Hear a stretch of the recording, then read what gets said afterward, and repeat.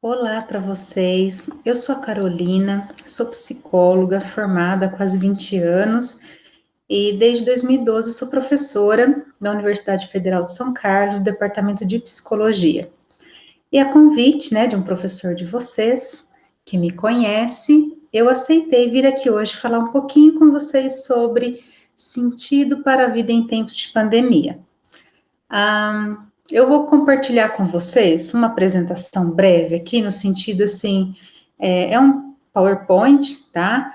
Mas que ele vai me orientar para que eu possa seguir, sabe, como professora, uma sequência lógica de raciocínio com vocês, né? Então, eu vou estar compartilhando aqui com vocês. Então, aqui o título, né, Espero que esteja legal aí para vocês.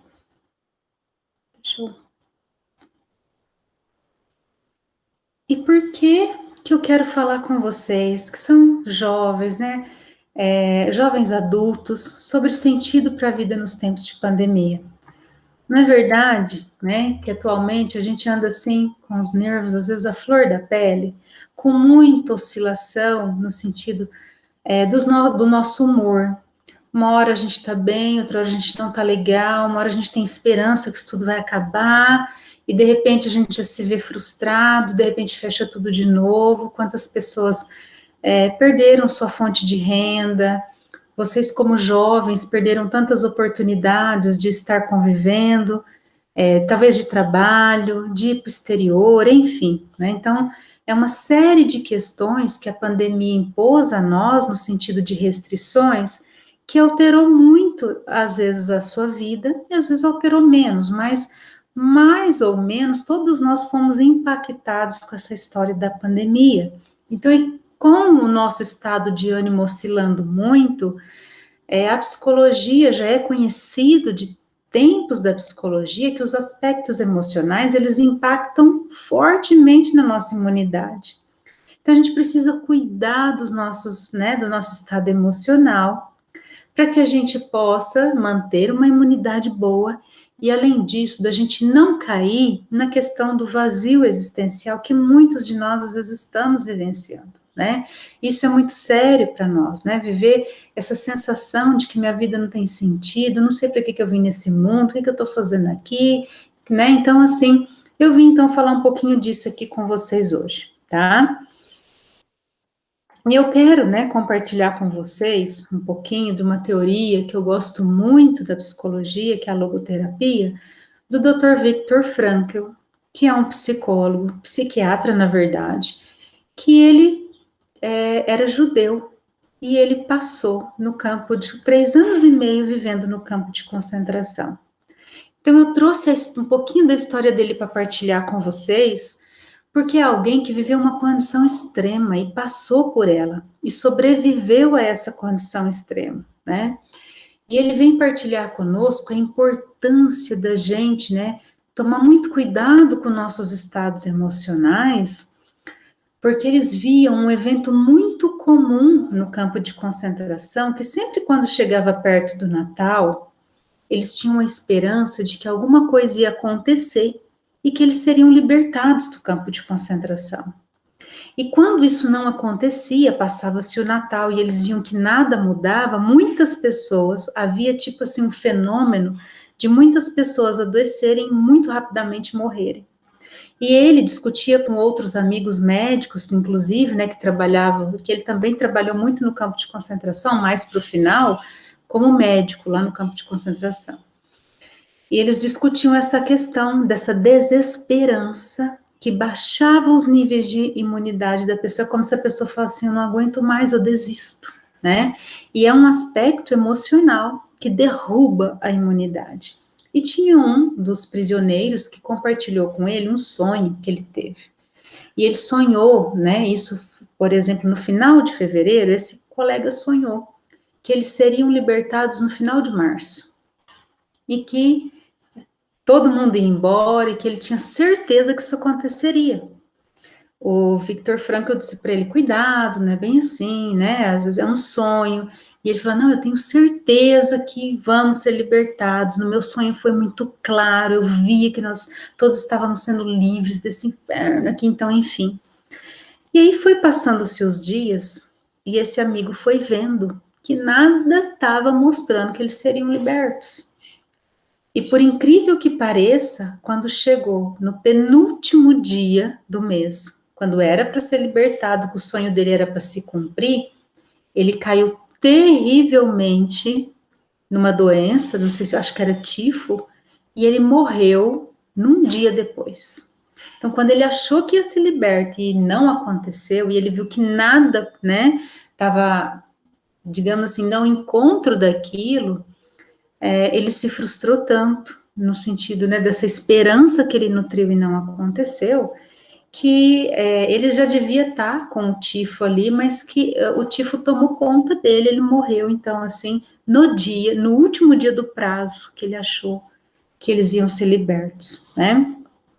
E aí, Viktor Frankl diz para nós que quem conhece as estreitas relações existentes entre o estado emocional de uma pessoa e as condições de imunidade do organismo, compreenderá os efeitos fatais que poderá ter a súbita entrega ao desespero e ao desânimo.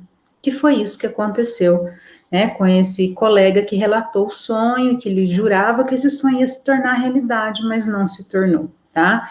Então, a gente tem que tomar cuidado de nos entregarmos ao desespero e ao desânimo. Isso pode ser, inclusive, fatal para nós, né?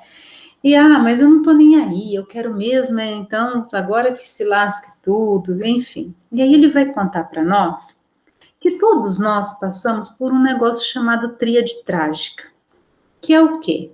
Todos nós, em algum momento da nossa vida, vamos passar por alguma dor ou por algum sofrimento, até algum trauma, né? Seja uma doença na família, uma decepção, uma desilusão amorosa, uma decepção com um amigo. Todos nós passamos por alguma dor, né? Todos nós também passamos por um tipo de erro, um sentimento de culpa, porque nós não somos perfeitos, não é verdade? Que às vezes a gente não queria magoar alguém, a gente magoa, e a gente fica se sentindo meio culpado, chateado de ter feito aquilo. Todos nós passamos por essa experiência, faz parte da nossa humanidade. E todos nós, um dia ou outro, vamos encarar a morte, não tem como a gente escapar. Só que o que acontece conosco? Quando a gente passa por uma situação de dor, de sofrimento, ou que a gente faz uma besteira grande, a gente se sente muito culpado, a gente começa com umas perguntas do tipo, ai, por que eu? Por que comigo? Tá, tá, tá. E a gente fica se lamentando, achando que só conosco aquilo acontece, que a nossa dor é a maior dor do mundo, que ninguém está entendendo o que nós estamos sentindo. E ele diz o seguinte, que não é isso que a gente tem que perguntar, né? A gente tem que perguntar por que agora, afinal de contas, se é uma coisa que acontece com todo mundo, uma hora ou outra vai acontecer comigo. Então, qual que é a surpresa de acontecer comigo?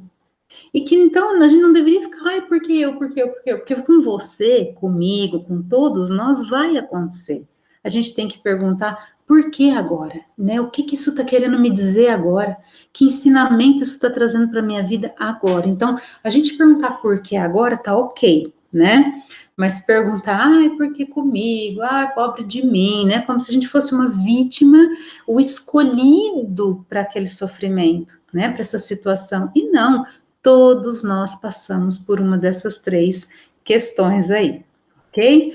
E aí, como fazer quando a gente se depara, então, com uma dor, com uma culpa, ou com até, inclusive, com a morte, né, de alguém que a gente ama, tudo. Viktor Frankl vai dizer que a gente precisa aceitar com coragem, né, não é conformismo, então tudo bem, né, não. É aceitar, porque a aceitação, ela nos fortalece. Quando você aceita que você está naquela condição, e eu vou contar para vocês, o Viktor Frankl, quando ele foi para o campo de concentração, ele era um psiquiatra já renomado, famoso. Ele morava em Viena, teve até alguns encontros com Freud, trocou cartas com ele. Ele era recém-casado. Foi preso ele, a esposa. Ele perdeu a esposa no campo de concentração, ele perdeu a família, os pais. Enfim, então É um aceitar, não de conformismo, mas de, ok, estou vivendo isso aqui agora, o que eu posso fazer com isso, né? Como eu posso transformar isso? A gente precisa compreender essa situação que nós estamos vivendo, procurar compreender no sentido assim, não só buscar uma explicação, no sentido de contextualizar, olha, vamos supor que seu pai brigou com você, foi super grosseiro com você. Contextualizar significa fazer o seguinte, ok, né? Só um minutinho. Troca. Pega um que tá fora e põe o que tá. Tira do forno e põe o outro. Vocês sabem que no homeschooling, né, a gente tem essas interrupções, então desculpem, eu estou com algo no forno e meu esposo foi lá trocar para mim, tá? Então, o contextualizar é o seguinte, então seu pai te deu uma bronca, o que você vai fazer? Você ficou muito arrasado, ele foi super grosseiro, você não merecia, foi injusto, tá, ok. O que você pode fazer para contextualizar, né, para ressignificar e dar um outro sentido para aquilo lá? Puxa, meu pai tá muito estressado, ele chegou, nossa, nós estamos com um monte de dívida, o chefe dele brigou com ele hoje no trabalho. Então, você tentar dar explicações para o porquê, talvez, daquilo está acontecendo com você, da pessoa ter, né, no sentido de ver o outro lado da situação, tá? E no terceiro ponto, ele diz que a gente tem que perdoar, né? Perdoar a si, o outro, perdoar a si mesmo, perdoar a Deus, porque às vezes a gente acha até que Deus é culpado dessas coisas que está acontecendo com a gente. E o perdão, gente, não é aquela coisa assim, ai, mas como é que eu vou perdoar se ainda está doendo aqui dentro? O perdão é uma decisão racional. A gente não precisa parar de sentir a dor para perdoar. A gente precisa decidir e querer não ficar mais guardando aquela mágoa, aquela dor dentro da gente. Então a gente decide assim, ó, eu decido perdoar o fulano, não é porque ele merece, porque vai fazer bem para você. Você vai se livrar daquela dor, entende? Então faz bem para você em primeiro lugar, tá? E ele diz então para nós que a vida tem sentido inclusive no sofrimento. Quer mais sofrimento do que ele passou? Viveu 3 anos e meio. Se vocês vissem o relato dele, tem o livro chama Em Busca de Sentido, né, do Viktor Frankl. Ele vai contando, né, como que eles eram tratados, como eles eram alimentados, como eles dormiam, a falta de higiene, o quanto que eles tinham que trabalhar na neve, com frio, com o sapato tudo rebentado, quanto que eles ficavam doentes. Então, assim, era desumano, né? E, e é possível, ele diz, mesmo nas condições de sofrimento, que hoje também talvez nós estejamos vivendo, você esteja vivendo uma situação, né, que para você está limítrofe. E ele diz, é possível encontrar sentido, né? E como que a gente encontra esse sentido, tá? Então, deixa eu voltar a apresentar aqui, né?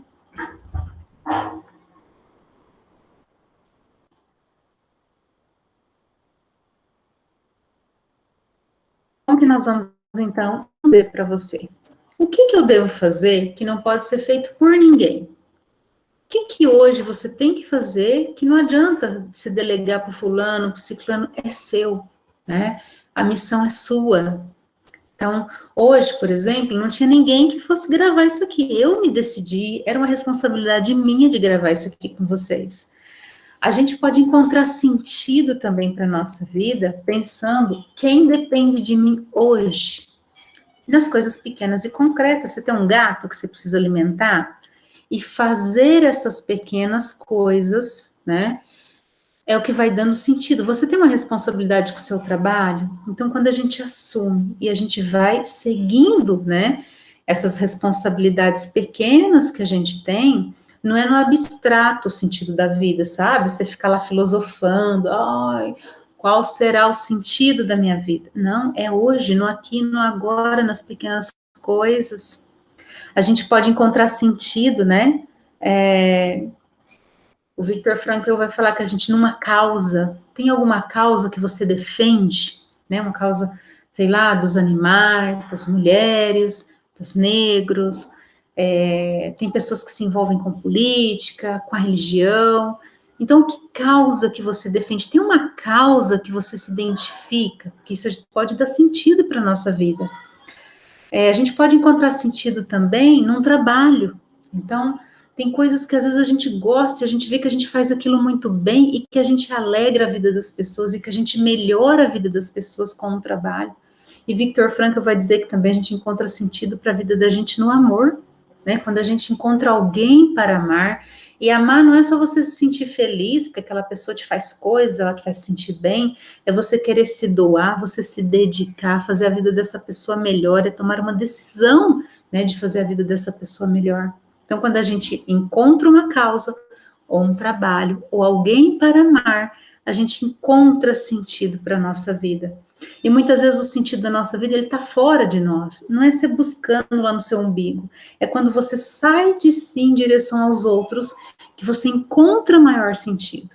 Quantas vezes pessoas que já estão idosas, elas vão fazer trabalhos voluntários, né? Eu trabalhei numa instituição que tinha idosos que vinham trabalhar, vinham se doar, vinham bordar, fazer um crochê, porque elas viam sentido nessa doação de si para os outros. E você?